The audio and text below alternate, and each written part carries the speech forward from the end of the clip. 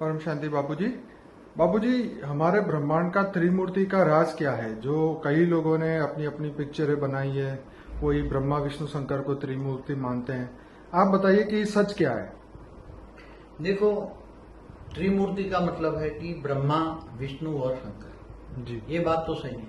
जी इस ब्रह्मांड का मालिक शिव ने जी काम कराता है, खुद नहीं करता, तो कराता है। जी ब्रह्मा द्वारा सर्जन कराता है, जी विष्णु द्वारा पालना कराता है जी और शंकर द्वारा विनाश कराता है। जी तो ये ब्रह्मांड में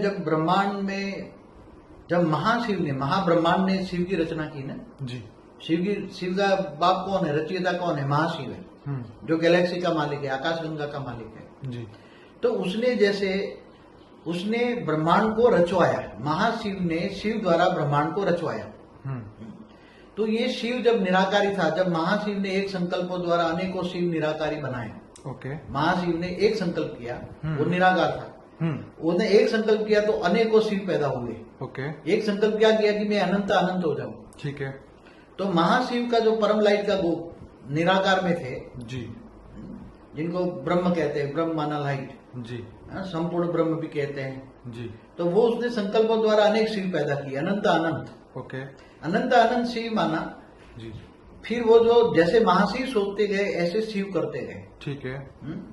तो महाशिव निराकार ने एक सोचा, मैं निराकारी से आकारी हो जाऊं। ठीक है। तो महाशिव निराकारी से महाशिव आकारी बने। ठीक है। तो यहाँ हर शिव निराकारी से आकारी शिव बना ब्रह्मांड का। ठीक है। अब ब्रह्मांड का सर्जन हुआ। कैसे हुआ? पूरी गैलेक्सी में माना आकाश गंगा में जी महाशिव ने अनंत कोटि ब्रह्मांड कैसे बनाए, उसका राज बताता हूँ। जी उसमें बाद में त्रिमूर्ति आ जाएगा। जी जी जी क्योंकि त्रिमूर्ति की भी रचना कैसे हुई ये भी बताता हूँ आपको। जी तो जैसे निराकारी से आकारी महाशिव बना, जी तो हर शिव ने निराकारी से आकारी बना, हर ब्रह्मांड सर्जन होने लगा। जी फिर महाशिव ने अपने अंदर से महाशक्ति को बाहर निकाला। जी महाशक्ति का सर्जन हुआ। जी तो ऐसी तरह शिव ने अपने अंदर से शक्तियों को सर्जन किया। जी ऐसी तरह महाशिव और महाशक्ति ने अर्धनारेश्वर होकर जी विष्णु की रचना की, महाविष्णु की रचना की। जी तो यहाँ ब्रह्मांड में भी शिव शक्ति ने अर्धनारेश्वर होकर जी विष्णु की रचना की। जी और फिर वहां महाविष्णु ने महालक्ष्मी की रचना की। ठीक है। तो यहाँ ब्रह्मांड में विष्णु ने अपने अंदर से लक्ष्मी की रचना की, अपने अंदर से ही। ओके। और ऐसी तरह लक्ष्मी नारायण का कंबाइंड रूप कहते हैं। जी। लक्ष्मी और नारायण का तो सर्जन हो गया, मगर जैसे शिव और शक्ति अर्धनारेश्वरों का सर्जन करते हैं। जी अकेला शिव भी सर्जन नहीं कर सकता है, जी क्योंकि जो ज्ञानी है वो जानते हैं कि शक्ति के बिना शिव भी अधूरा है।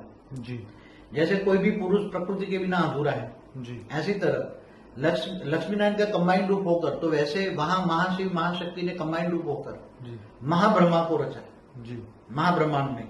तो ऐसी तरह हर विष्णु ने अपनी नाभि से ब्रह्मा को निकाला है ना। ब्रह्मा विष्णु की नाभि से ब्रह्मा निकला। हर ब्रह्मांड में विष्णु ने ब्रह्मा को सर्जन किया। तो त्रिमूर्ति हो गई ना। तो अब ये धीरे धीरे फिर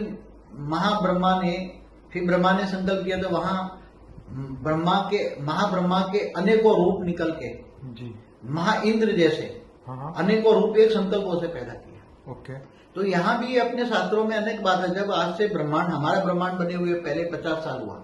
जी ये हमारा ब्रह्मांड तो कई बार बना है, बिगड़ा है हमारा। जी और महाशिव का तो बहुत समय होता है। जी जैसे ब्रह्मा का 100 साल होता है, जी। तो महाशिव की एक पल होता है। जी इसलिए शास्त्रों में लिखा है प्रतिपल अनंत अनंत ब्रह्मांड बनते हैं, बिगड़ते हैं। जी अब त्रिमूर्ति की रचना की, तो ब्रह्मांड में पहले जब ब्रह्मा द्वारा सर्जन हुआ, जी तो ब्रह्मा ने एक संकल्प से अपने जैसे अनेकों रूप बनाए, जी अनेकों रूप निकाले। तो वो ये रूप जो निकले वो परम पुरुष थे। किसको क्या कहेंगे?